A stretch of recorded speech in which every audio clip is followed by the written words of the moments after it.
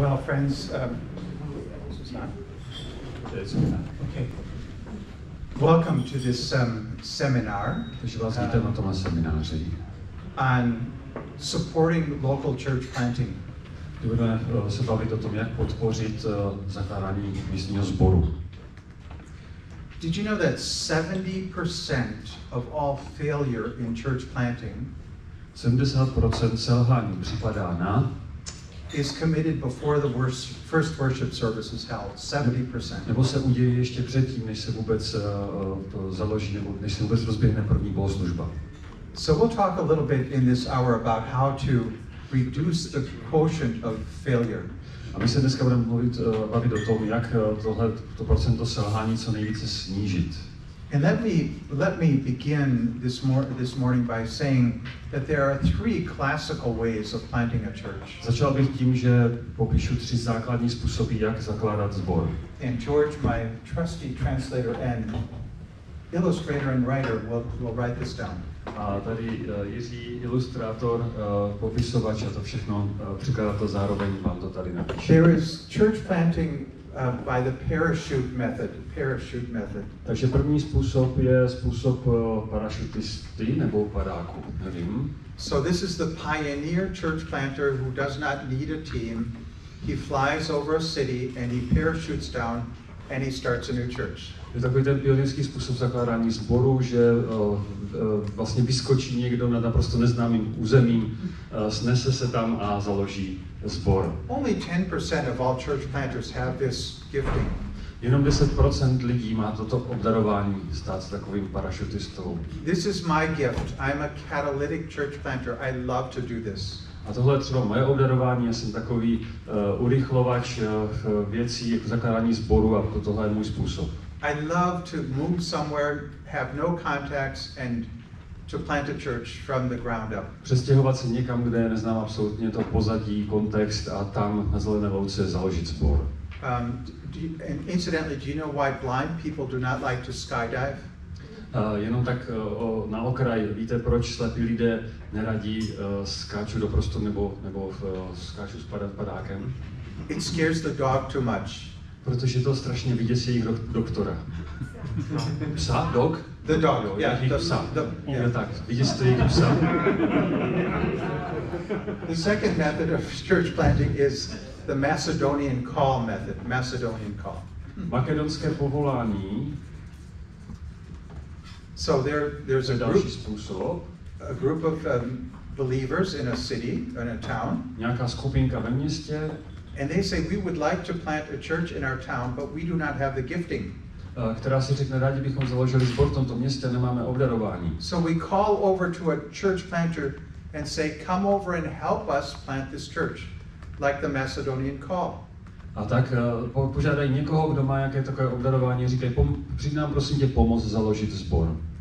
It is not without its great problems. A to taky nemá, to taky není bezproblémové, má tam spousta výzev. The team says we want leadership, but as soon as the leadership is there, things get difficult. Protože ten tým říká, ano, my potřebujeme nějaké vedení, jako obdarované to povede, ale jakmile ten obdarovaný vedoucí přijde, tak začnou nějaké potíže. Many say they want to be led, but when they begin to experience leadership, they don't want that. Mnoho lidí vám řekne, ano, my potřebujeme nějakého silného vedoucí, jakmile přijde, tak najednou už nechtějí. And then the third way of planting churches is the strawberry plant method. A třetí způsob je způsob sázení jahod, jahodový způsob třeba. So you know the strawberry plant that it sends out shoots. Že jahoda má takový ten výhonek.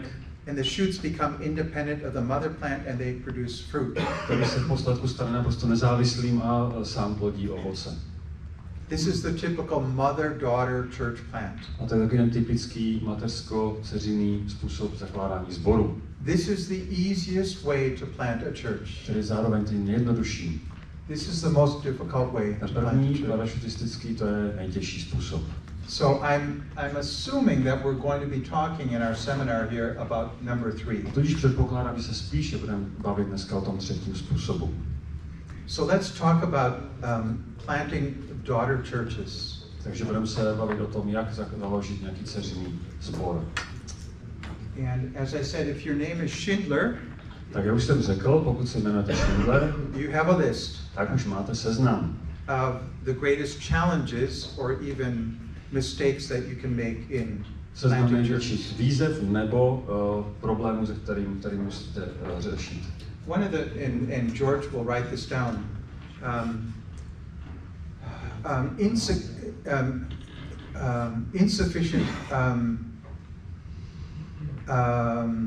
insufficient preparation of the mother church. Insufficient preparation Takže of the první mother. věc je, že ten mateřský sbor je nedostatečně připravený, takže nedostatečná příprava.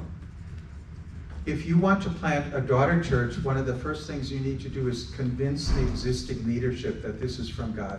Pokud chcete založit sbor, je potřeba, aby to současné vedení opravdu přijalo za své, že je potřeba založit sbor. Or the existing leadership needs to be convinced that they would like to replicate themselves in planting another Musí church. být přesvědčení, že by se rádi tedy reprodukovali, založili nový sbor. This is very, very important. You need the leadership to be online with what God is calling you to do. Je důležité, aby to současné vedení bylo s vámi na jedné vlně s tím, do čeho vás Bůh povolává. So take your time in making sure that the existing leaders, the elders and the pastors would like to be behind this project. Proto je potřeba, abyste tomu věnovali dostatek času, trávili s nimi čas, kdy jim předáte svoje touhy nebo sdělíte svoji vizi. And then of course you need, if you want to plant a church, you need a leader of the church planting team. A když chcete založit sbor, je potřeba, abyste měli vedoucího toho zakládající skupiny. Who is the leader of this team? Somebody who has probably proven himself in the mother church as a leader. Takže kdo povede tu zakládající skupinu? Někdo, kdo se už osvědčil. Let me tell you where to find great church planters. Jak najít dobrého zakladatele? Usually they're wonderful youth leaders. Většinou jsou to dobří vedoucí mládeže. If you can lead youth, you can probably plant a church. V okamžiku, když tedy dokážete vést nějakou mládež, tak myslím si, že jste schopni založit sbor. Another place to find church planters is in the business world. Who in your church is a businessman or a woman? Další oblast, kde uvidíte nějakého dobrého vedoucího, tak ten, kdo dobře vede nějaké podnikání, nějaký podnikatel. And you go to them and you say, do you know your next challenge in life? Přijdete za ním, ptáte se, hele, víš, jaká před tebou je další výzva? You've been successful in the business world, in the marketplace. Si dobře rozvinout nějaké podnikání, nějaký podnik.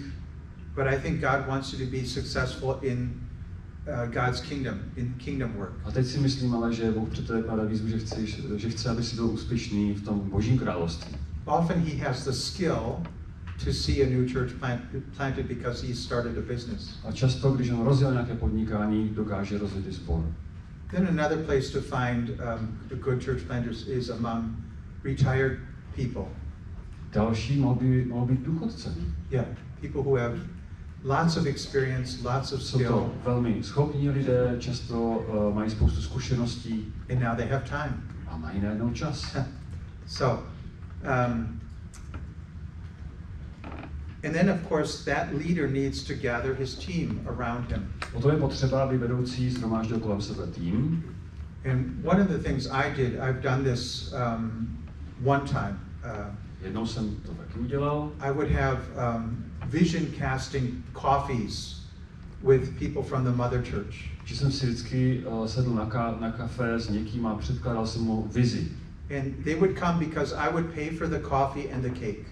A oni vždycky se nechali pozvat, protože jsem to platil já. So they came and I said, imagine us starting a new church 20 kilometers away from Frankfurt. A tak jsem povídal, představ si, že bychom založili sbor 20 kilometrů odsud. Where most of you live. Tam, kde většina z vás žije. So I cast the vision. A tak jsem nadhodil tu vizi. And we prayed. Modlili jsme se. And we did this a number of times, and then we had a team that solidified through those meetings. A až se vlastně takhle sformoval tým. Another mistake that you can make is to try to be a church for everybody. Další chybou může být, že založíte církev, která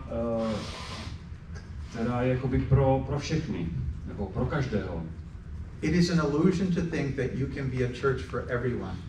Ale to je iluze, že byste byli schopni být církví, do které se vlezou úplně všichni. Usually you will probably be able to reach one or two cultural subsets in your culture, milieus. Většinou totiž kolem sebe shromáždíte lidé velmi podobné kultury, ve které sami žijete nebo se nacházíte. So you need to be aware of the fact that you cannot be a church for everybody. A je potřeba, si uvědomili, že nemůžete být církev, která zasáhne úplně každého. And when you begin to be evangelistically active, you need to be very, very careful about the first people that you try to reach. A zvláště, když vlastně začínáte evangelizaci, je potřeba si dát pozor na toho, koho poprvé vlastně budete evangelizovat, na koho se zaměříte. The weakness of Pentecostal churches is the strength of Pentecostal churches. Slabost letničního hnutí je zároveň, to jsou ty silné stránky. You know what the strength of Pentecostal churches is? A jaké jsou silné stránky letničních? You're very compassionate. Jste velmi soucitní. And you, of all the evangelical groups in the world, you are the best people in the world to convey hope. A také společně s celým evangelikálním světem jste těmi, kteří dokážou přinést naději. The people who need hope the most in this world are people who have no money, no jobs, no marriage anymore. A kdo nejvíc potřebuje naděje, no to jsou ti, kteří mají zkrachovalá manželství, nemají peníze, špatné zdraví a podobně. They're usually socially and economically on the lowest rung of society. A tím pádem jsou většinou na tom nejspodnějším patře sociálního žebříčku. And I would just ask you to be careful starting there. Já bych vás jenom upozornil, buďte tady právě opatrní, když byste chtěli právě mezi těmi. Why would I say that? Proč to říkám? Because if you're successful on the lowest rung of the ladder, you cannot move up anymore. Protože pokud budete velmi úspěšní v tom dosažení toho nejspodnějšího patra žebříčku, tak do těch vyšších pater se stěží dostanete. A healthy non-Christian, if he were to come into that context, would say, I don't want any part of that. Protože jakmile potom oslovujete nějakého zdravého nekřesťana, tak najednou si říká, ale já sem nepatřím do toho společenství. Do you understand what I'm trying to say? Rozumíte, co tím chci říct? I know if I go into a city and I see a large number of Pentecostal churches, I know the city is very poor. Když vstoupím do města, kde je hodně letničních sborů, hned si dokážu dát dohromady, že to město je hodně chudé. And that Pentecostal churches have been very successful. A letniční jsou to velmi úspěšní. But only with one sociological group. Ale jenom s jednou sociální skupinou. Another great mistake is to start with worship services too early. This is very important. Další chybou je začínat s tím nějakou uctívací nebo s bohoslužbou příliš brzy. In your church planting starter team, what you will often find as a leader is you're getting pressure to start that worship service. Většinou tomu budete čelit, že vlastně ten tlak, který přichází nejdřív, je začít co nejdříve bohoslužby. You need to resist that pressure. Ale potřeba tomu tlaku se postavit. What happens if you start too early with a worship service? Protože co se stane, když velmi brzy začnete? Suppose there are 15 of you in your team. Dejme tomu, že máte v týmu 15 lidí. And you say we want to start a new church in our city. A řeknete si, chceme začít nový sbor v tomto městě. And we're going to start with worship services. Začneme s bohoslužbami. Every week. Každý týden. And we'll start in a large living room. A začneme třeba ve velkém obýváku. Do you know what will happen? Víte, co se stane? You will condemn yourself to survival mode. Vlastně se odsoudíte k takovému modu v přežívání. All you're going to do is to try to generate the next worship service next week. Protože se soustředíte pouze na to, že vlastně příští zase bohoslužba, musíte proto všechno zařídit do způsobu. Who's going to preach? Kdo bude kázat? Who's going to do the PowerPoint? Kdo bude promítat? Who's going to lead worship? Kdo povede chvály? Who's going to take care of the children? Kdo se postará o děti? Who's going to cook the coffee? Kdo uvaří kafe? Who's going to make the meal perhaps? Kdo třeba připraví nějaké pouštění potom? Who's going to do the advertisement? A kdo bude dělat reklamy? Who's going to put it on the homepage? kdo bude dělat webové stránky. You cannot start without a great homepage these days. A dneska už bez webovek dnes začnete. What that does, it puts you in surviving from one Sunday to another. Tak začnete přežívat z jedné neděle na druhou.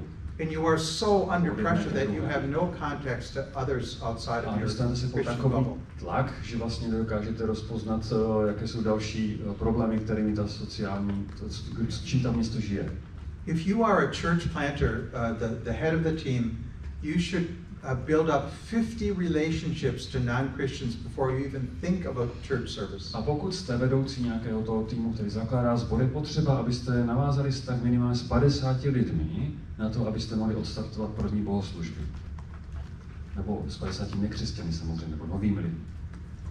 Another failure is not to have a plan in planting the church. Další chybou je, že nemáte žádný plán. Takže jít do toho po hlavě, bez plánu. 10 years ago, I wrote this book actually in German and had it translated into English. Takže napřed se to napsal v němčině, ale nechal to přeložit nebo se to přeložil do angličtiny.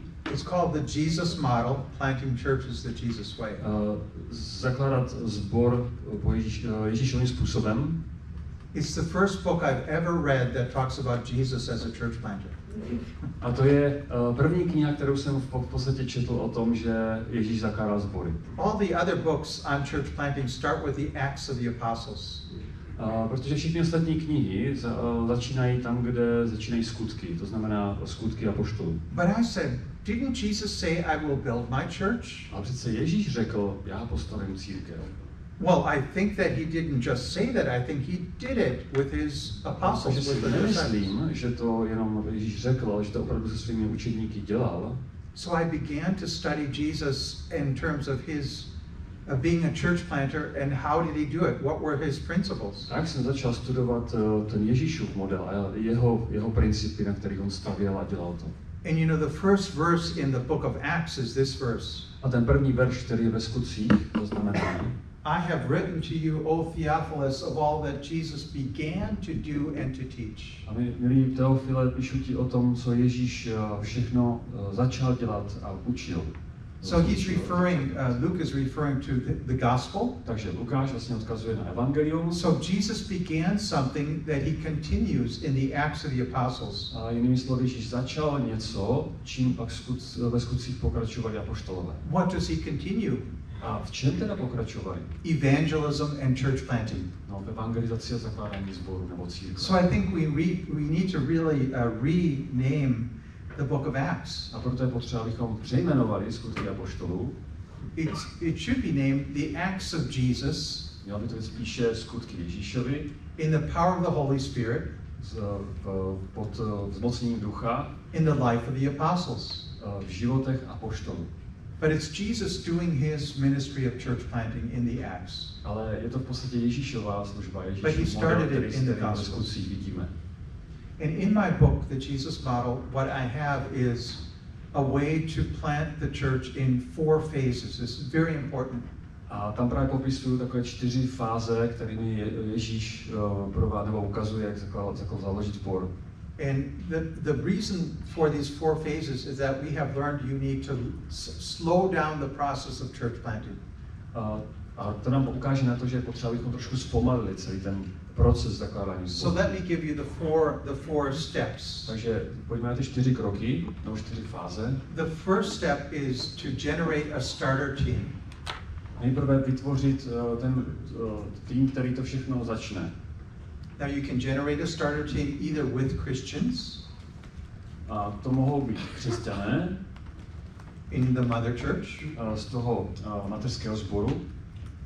And one of if the leadership is healthy, they will give the leader of the church planting team a fishing license. A pokud jsou vedoucí toho mateřského sboru, mají zdravý přístup, tak udělí tomu vedoucímu zakládajícího sboru rybářský lístek. And the fishing license will say, you have the right to take 15 or 20 people from our fellowship, plant a new fellowship. Jinými slovy, máš povolení získat 15-20 lidí z našeho sboru, kteří ti pomůžou založit sbor jinde. So, but the other way to generate a starter team is to do it by newly converted people. Ale druhý způsob, jak vytvořit takový ten startovací tým, tak je získat nové křesťany, nově uvěřivší. And where do you get these newly converted people? A kde získáme nové obrácené? Through the My Life workshop. Skrze ten My Life workshop, jak jsme tady předváděli ráno. So Promise trains people how to do the workshop. Takže to vlastně si můžete vyzkoušet potom, když budete tady v tomhle workshopu. So it is a way to see conversion-based church planting raised up. Takže tady vlastně vybudujete nějaký ten tým, který bude mít i obrácené. So nově obrácené. The first step is to generate a starter team. Takže to je ten první, vytvořit startovací tým. And let me use a W here as a model of if this is a church plant. Takže v podobě dvojitého V předvedu, jestliže tohle je zakládání sborů. Each one of these points would be a week in a month. A tohle jsou týdny v jednom měsíci, tady tyhle kroužky, ty body. Then you would have maybe in the second week the starter team would meet, and then in the fourth week the starter team would meet. A tady vlastně každý druhý týden budete mít setkání toho startovacího týmu. And then the starter team would do something with non-Christians evangelistically, or time with non-Christians. A tady v tomhle týdnu, to znamená asi v tom třetím, tak tady budou vždycky ten startovací tým bude mít setkání s nevěřícími, nějakou evangelizaci nebo něco podobného. In an urban setting, this takes about 6 months. A co se týče městského prostředí, tak to trvá 6 měsíců, asi než se... In a rural setting, it's probably could take 8 to 12 months. A někdy to může trvat 8 až 12 měsíců. And you add people to your starter team from month to month. You add new people. Takže to je takový proces, který trvá 8 až 12 měsíců, než se vám vlastně nashromáždí ten startující tým, startovací tým, kdy získáte nevěřící ze světa. So in the starter team meetings, what you do is you strategize and you pray and have fun with one another. Na vašich setkáních toho startovacího týmu a toho plánovací, tak tam vlastně organizujete a snažíte se připravit ty věci. The second phase is the preview service phase. Preview service. No, takže druhá fáze, to bychom nazvali něco jako předstartovní nějaká bohoslužba nebo zkušební bohoslužba. So some Christians go to a movie, a cinema. Někteří křesťané chodí dokonce do kina. And before the main movie comes, they see a trailer or a preview of the other movies that will be shown. Než začne samotné vysílání, tak většinou jsou tam ty trailery, to znamená reklamy na další uvedené nové filmy. So that's what a preview service is. A tohle by vlastně bylo takový trailer na tu bohoslužbu by měl být. It shows people what the service will be when the church is planted, but the church is not yet planted. A ukazují lidem, jak vlastně by ty bohoslužby měly vypadat, až se založí sbor, ale protože sbor ještě není založen, tak. But you only do it once a month. This is very important, just once a month. Ale děláte to jenom jedenkrát měsíčně. Because you do not want to overextend your team.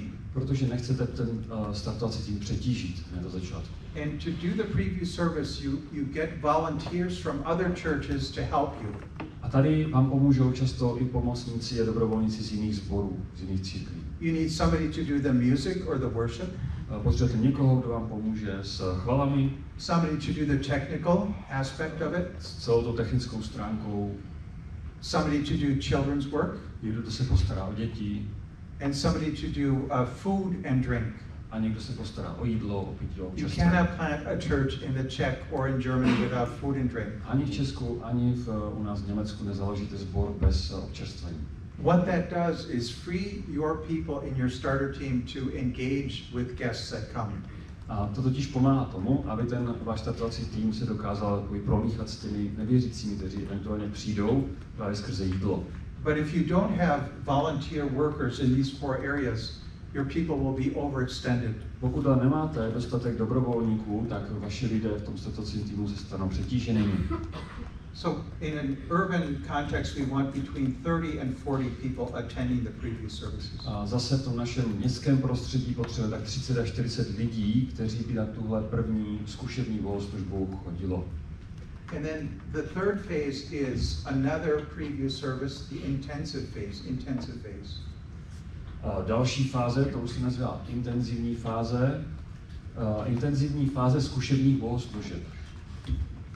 So every 2 weeks you would have a worship service that you would put on with volunteers to help you. Když už přijdete na to, že každý druhý týden budete mít tuto takovou zkušební bohoslužbu se zapojením všech těch dobrovolníků.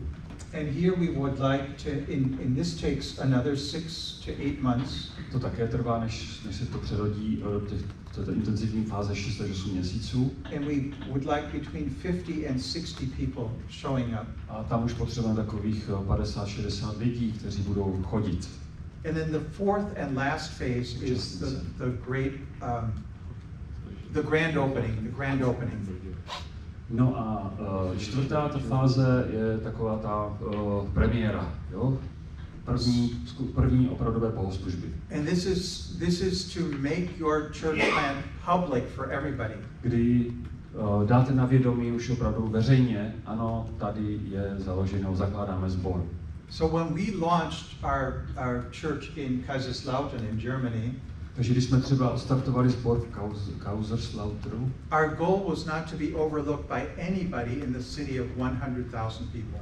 Naším cílem bylo, aby nikdo z těch 100 000 lidí,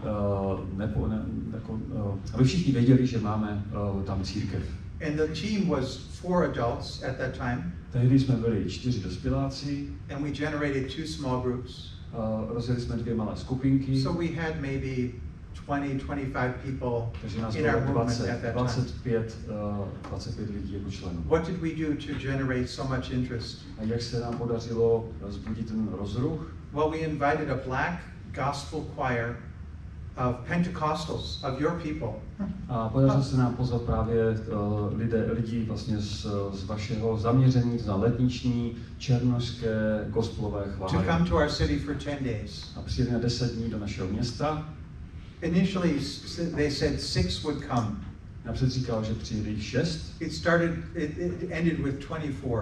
A přijeli nakonec 24. And they were all brothers and sisters of substance. A byli to takový hodně udělaní bratři a sestry. Wonderful people. Úžasní nádherní lidé. Prayer warriors. Modlitevní bojovníci. Beautiful voices. Nádherné hlasy. We did a lot of advertising in the paper.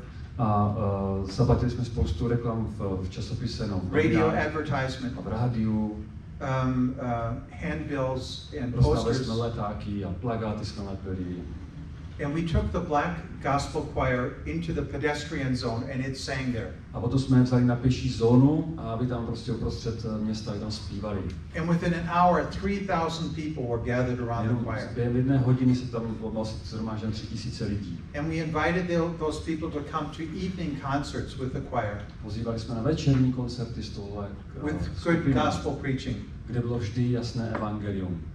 And then after that, we invited them to the first worship service in a cinema, a movie theater. A potom jsme prostě pozvali na takovou první bohoslužbu do kina. And 164 people came. A přišlo 164 lidí. It was an amazing. I mean, we were not overlooked by anybody in the city. Prostě všichni o nás věděli. Good. The choir went away and then it went down to 35. Samozřejmě, jakmile ten sbor odjel, tak bylo asi 35 lidí ve sboru. We built up from there.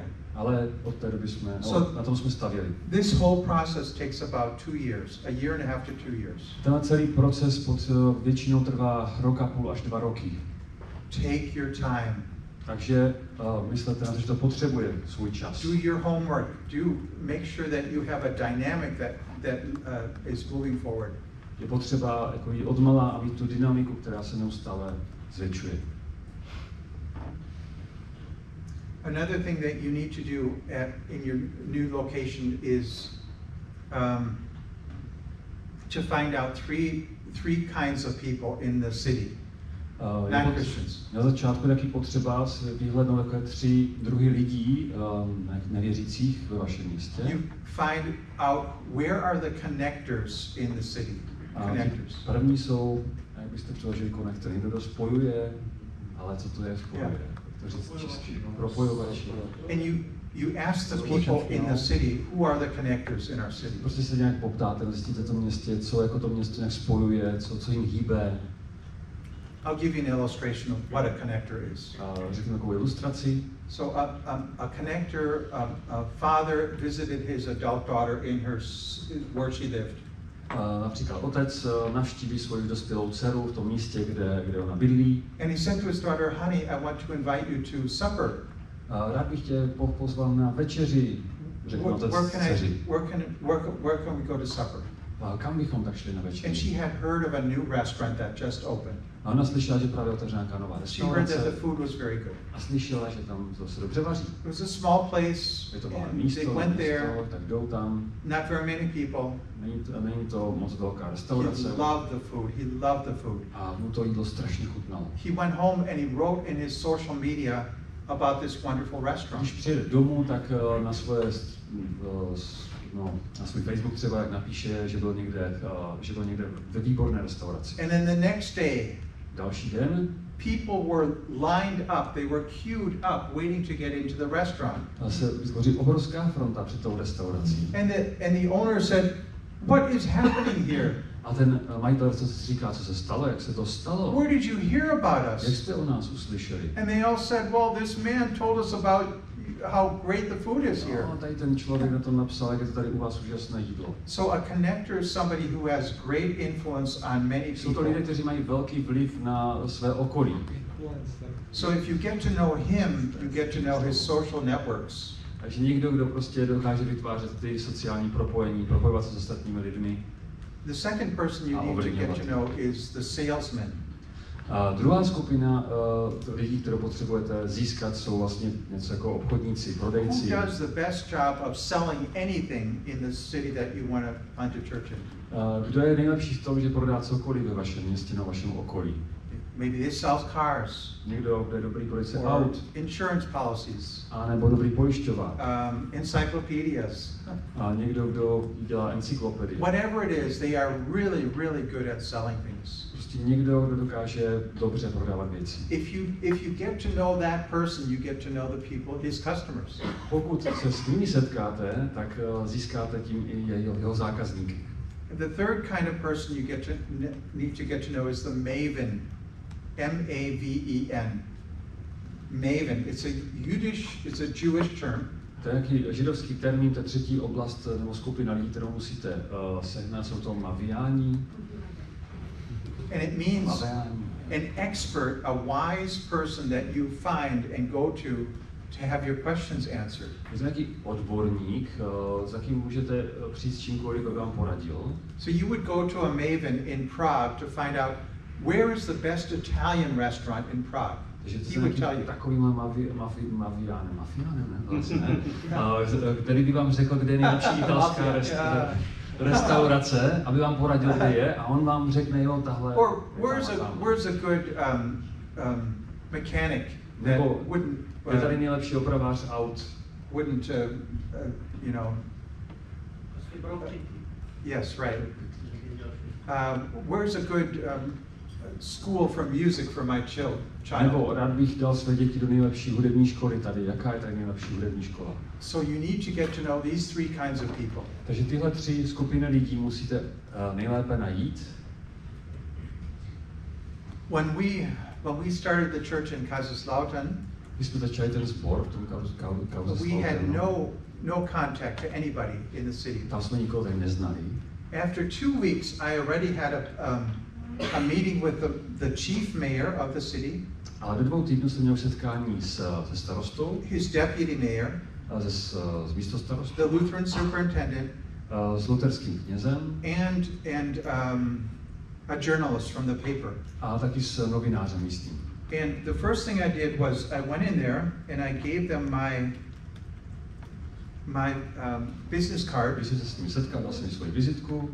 And I said, my name is Pastor Ditrich Schindler. A jsem pastor Ditrich Schindler. I'm the pastor of the Evangelical Free Church here in Kaiserslautern. A jsem pastorem tady evangelikálního svobodného sboru. A church that does not yet exist. Sboru, který ještě neexistuje. But it will exist, and it will be important for the people of the city. Ale bude existovat a bude velmi důležitý pro místní. You are an important person. A vy jste důležitý člověk. You should get to know me, and I want to get to know you. Takže byste mě měl poznat a já bych rád poznal vás. It was wonderful. Wonderful. A bylo to prý skvělé. Except for the Lutheran superintendent. Až na toho luterského He was so mad. He was so mad. Naštvaný. He turned red. He was so angry. Červený, jak byl naštvaný.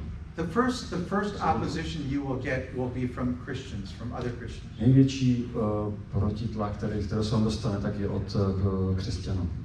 But the chief mayor, he took an hour of his time and he showed me around the city.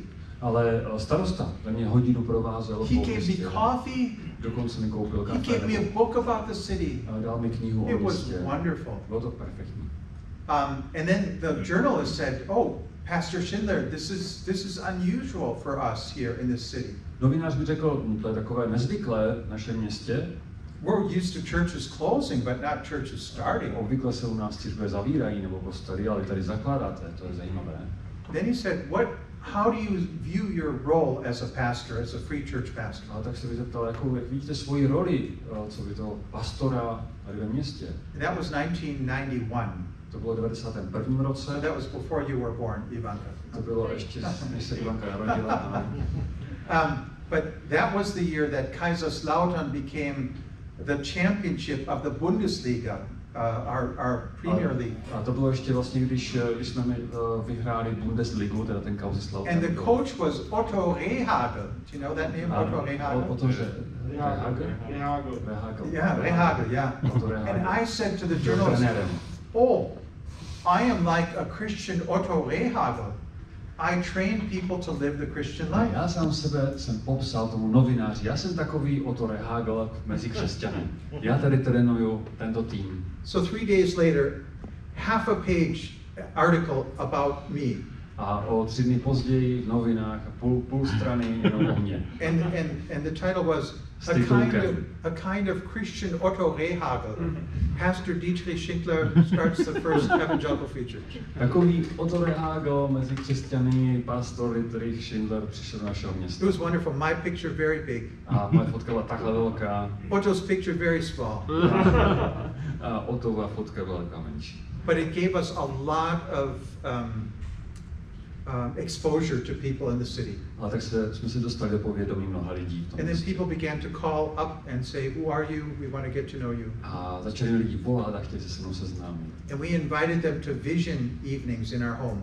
A pozývali jsme je na takové večery předávání vize. What you want to do is to know your profile before you start the church. Je důležité, než začnete sbor, abyste věděli nějaký svůj profil. And so I presented a PowerPoint presentation about how our church would function. A tak jsem vlastně vytvořil hned dopředu takový PowerPoint, jak náš sbor bude fungovat.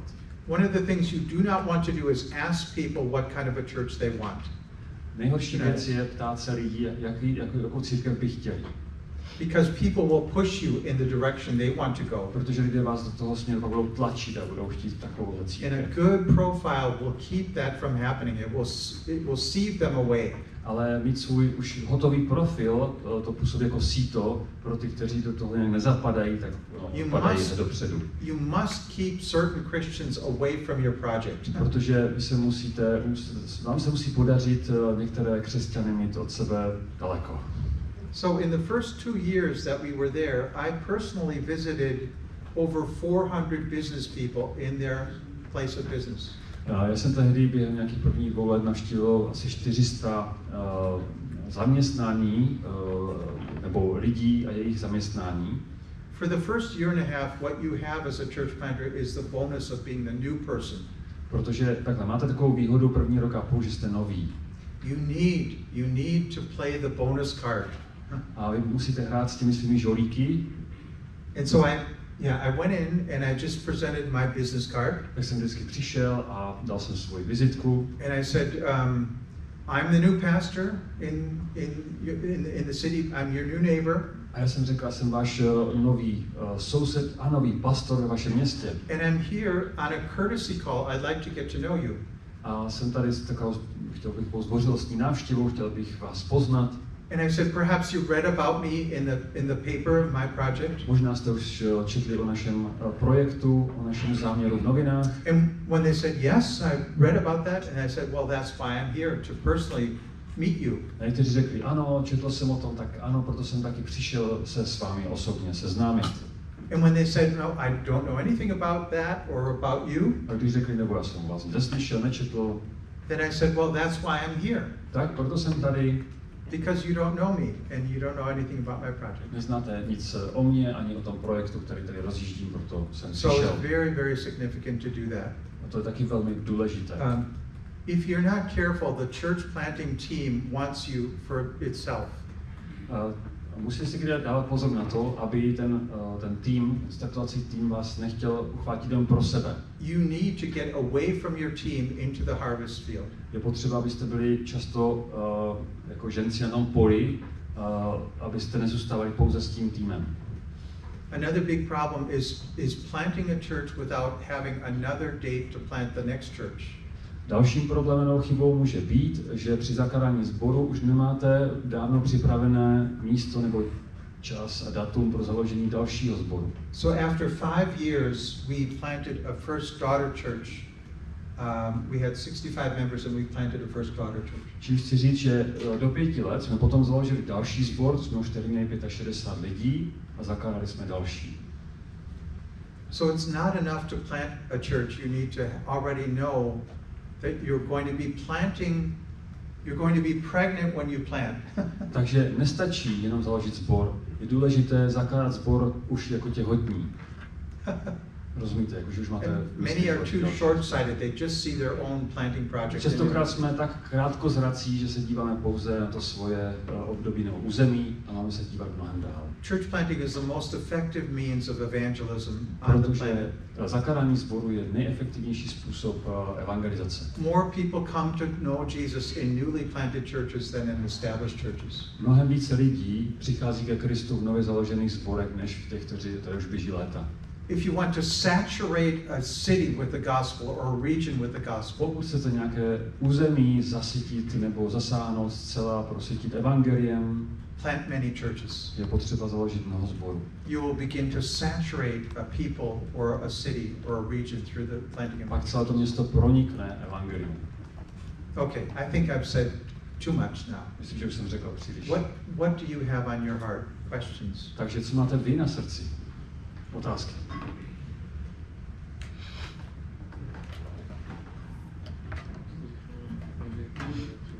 Zaznělo tady ten kurz My Life.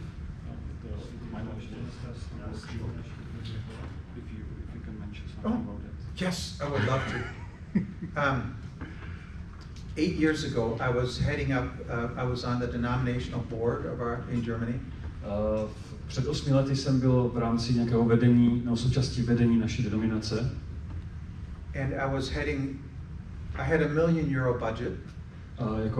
Jak jsem to vedl, měl jsem rozpočet 1 milion euro. What scared my wife because I had so much money to spend. A což strašně děsilo moji manželku, že jsem na tolik peněz na utrácení. So I was leading 25-30 German church planters to plant churches. Takže jsem vedl asi 25 až 30 různých projektů zakládání sborů. Something began to happen that had never happened before. A něco se začalo dít, co se předtím The Lord woke me up at 3:30, 4 o'clock in the morning. To mě Pán Bůh začal budit kolem 3., 4. hodiny ráno každého dne. For several weeks. Několik týdnů. This had never happened to me before, and I was not looking for it to happen. To se mi nikdy v životě nestalo a ani jsem to nevyhledával. And in that early hour, the Lord put on my heart a commission to get up and to partner with Him to generate a new course for postmodern secular Europeans. Ale tehdy Pán Bůh vkládal do mého srdce takovou touhu rozjet projekt, kurz pro postmodern, Yes. Pro postmoderní společnost, pro postmoderní křesťany nebo generaci. It was to be different than anything I had ever experienced. A mělo to být úplně něco absolutně jiného, než co jsem do té doby zažil. Up to that point, I had experienced everything that was available evangelistically. A co se týče evangelizace, já jsem si prošel každým kurzem, všechno jsem znal. I got up, I began to pray. Když jsem stával, modlil jsem Just se, listen to the Holy Spirit, read the Gospels. Četl jsem evangelia. And then all of a sudden, ideas began to spring up in my heart, and I wrote them down. V mém srdci se rodily myšlenky. And out came what I now call My Life Workshop. A z toho vznikl ten workshop My Life. Promise is disseminating it. Promise, do you know promise? Je to něco jako promis, nějaké má pod sebou promise. Yeah. Má pod sebou promise. Yeah. And our friend can talk to you more about it in Czech. A potom někdo z vás o tom může popovídat víc v češtině. Milan Michalko has done many My Life workshops. Many people have come to Christ. Tomáš Michalko? Milan Michalko z Ostravy, tak ten o tom ví mnohem víc. One of the big differences is that it does not start with doctrine. Důležité, no taky největší rozdíl je, že to nezačíná s vyučováním, s jako doktrínou. Most courses, like the Alpha course or protože alfa kurzy, other apologetics courses start with doctrine. Další kurzy začínají vždycky s nějakou Is there a God? Who is Jesus? Kdo je Ježíš? Is the Bible true? Je Bible pravdivá? But you know what? That doesn't interest a non-Christian at all. Ale to dneska nevěřící absolutně nezajímá. But the My Life workshop starts with the life of the non-Christian or the Christian. A tenhle kurz začíná životem. It's built on the narcissism of the non-Christian. A je postavený na takovém tom hledění sama na sebe, tom narcismu nekřesťanů. So they love themselves more than anything. They're interested in themselves. Oni se zajímají nejvíc sami o sebe. So we say, come to My Life workshop. Takže říkám, hele, pojď na můj kurz. Discover things about yourself that you've never seen before. Aby se dozvěděl o sobě věci, které si předtím vůbec nevěděl. And in the process, discover how great God's interest is in you. A potom zjistíš, jak Pán Bůh má o tebe velký zájem. So it's a radically new approach to evangelism and church planting. Což je radikálně jiný přístup než klasické evangelizační kurzy. I'll just tell you this story. This is just so beautiful. Hezký příběh vám povím. Milan Michalko during the COVID time, he started to do My Life workshops on Zoom. Tak dělal tady ten kurz přes Zoom. And so non-Christians and Christians were doing it with him on Zoom. Ať už to byli křesťané i nekřesťané, se připojovali. And one of the participants was a young Czech man who was studying in New York in the United States. A jeden z těch, kdo se připojoval, byl Čech, který studoval v New Yorku. And during that time he developed cancer. Tehdy dostal dokonce rakovinu. And was afflicted with the coronavirus. A dostal koronavirus. He was in the hospital doing My Life workshop on Zoom. A přesto se připojoval se přes Zoom na tenhle kurz z nemocnice. He gives his life to Jesus at the end of the 6-week course. A na konci toho 6týdenního kurzu vydal život Ježíši. And then he has a dream of somebody from heaven inviting him to come into heaven. A pak měl sen, že někdo přichází z nebe a zve ho do nebe. And he writes Milan Michalko in Ostrava. A psal Michalkovi do Ostravy. I'm in a lot of physical pain right now, but I just had this strašně mě to všechno bolí. Is it from God or is it me? Ale měl jsem právě tenhle sen, je to ze mě nebo z Boha? And Milan said, of course it's from God. A Milan samozřejmě napsal, to je You have a place with him now. Máš už s ním teďka to místo přebývání. And 2 hours later he was dead. A o 2 hodiny potom zemřel. He was there. Prostě už se dostal tam do nebe. I mean, the Lord is using it all. We have it in 15 languages now. Máme už tento kurz v 15 jazycích. We've had limited success in conversion-based church plants. So people coming to Christ in a new town, and out of those newly converted people, we've started starter teams. We've newly converted people through the course. Takže a ti nově uvěřící, kteří se obrátili skrze tady tento kurz, have become a new church. Už teďka zakládají založili nový sbor. Which is a biblical model. Což je naprosto biblický model. It's the Lydia model, you know. To je ten model Lidie. So I could take whole day to talk to you about celý it. den bych o tom dokázal vyprávět. The beauty of My Life Workshop is so different. Je to fakt tak hezký a dobrý kurz. If you're looking for a new powerful tool of evangelism, Jestli do hledáte the My Life nějaký Workshop. nový způsob, novou zbraň evangelizace, zkuste tenhle kurz. You know, in most courses, what happens is Ve většině kurzů there's a second class. There are two classes in any course. jsou vždycky takové dvě třídy nebo dvě skupiny. The non-Christian feels himself to be a second-class citizen because the Christian is a first class. Kdy nekřesťané se cítí jako občané druhé kategorie, protože jsou tady ti křesťané, kteří jsou ti borci, ti správní. Not in My Life Workshop. A tohle se vám v tomhle kurzu neděje. Because everybody meets one another on the plane of pain. Protože všichni se setkáváme na té míře bolesti. And there are no class differences. Each one of us has experienced pain. Protože každý z nás jsme někdy nějakou bolest zažili, tak máme stejnou zkušenost a z té zkušenosti to stoupá dál. It is emotion that leads to cognition that leads to faith. Je to nějaká emoce, která vede k uvědomění a potom to vede k uvěření. Most courses are cognition based and they don't Většina believe in kurzů je založena na tom uvědomí se, tom vědomí, na těch znalostech. So, Takže tak. yeah, great question. Dobrá otázka. Yeah. Kde se ho můžeme ten kurz naučit? Where we can find the Yes. course, where we can learn. Yes, you could talk to this man here. Takže můžete He se knows promluvit all about s it. tímhle mužem, Here. a teďka nevím s kterým. And we're at the end of our time. My jsme chtěli tady mít Michala Bareše, který to má na starost ten kurz v rámci České republiky s Katkou Šurmanovou. To je právě skrze organizaci Promise. Já ho teďka rok vedu, protože vlastně tam se to tak vystřelilo. A tím, že Michal tady dneska není, tak určitě nám pošleme nějakou pozvánku. My budeme dělat u nás v Bučovicích vlastně konferenci Promise, kde budeme školit tady ten kurz. A za 14 dní máme ještě Zoom přímo s Ditrichem, kde vlastně bude on školit lidi, kteří ten kurz chtějí dělat, nebo kteří ho už mají vystudované, Jirko, ale ještě ho nedělali pořádně a chceme ty lidi jako znovu jakoby pozbudit a nějak je prostě jakoby v tom posunout. Takže nějakým způsobem vám ještě přijde nějaká pozvánka a na Zoom, anebo na tu konferenci, anebo můžete s Katkou Šurmanovou, která to má na starost pro misi, si dohodnout školení třeba i individuální. Let me close with this because I'm going to be kicked out here. Jo, už nás vykopnou, takže zakončím tímhle. Why is church planting so significant? Proč je důležité zakládat sbory? Because long after you die and go to heaven, Protože ještě dlouho potom, co zemřete a vyjdete do nebe, you know what will happen? víte, co se bude dít? You will welcome people who are coming into heaven, Budete vítat další lidi, kteří budou přicházet za vámi do nebe, who found Jesus in the churches that you helped plant. a kteří uvěřili a našli Ježíše ve sborech, které vy jste pomáhali It založit. is the only ministry in the kingdom of God that gives dividends after you've reached heaven.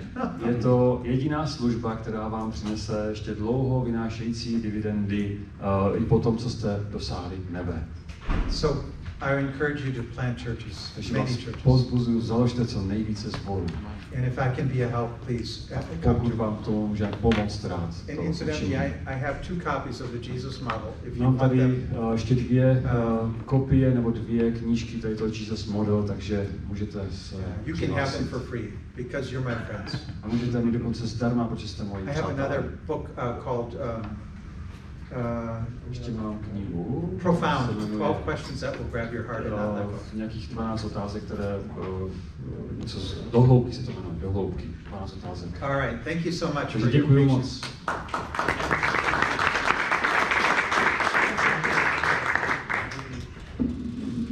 Dobře, tak já děkuji Ditrichovi a ve 4 hodiny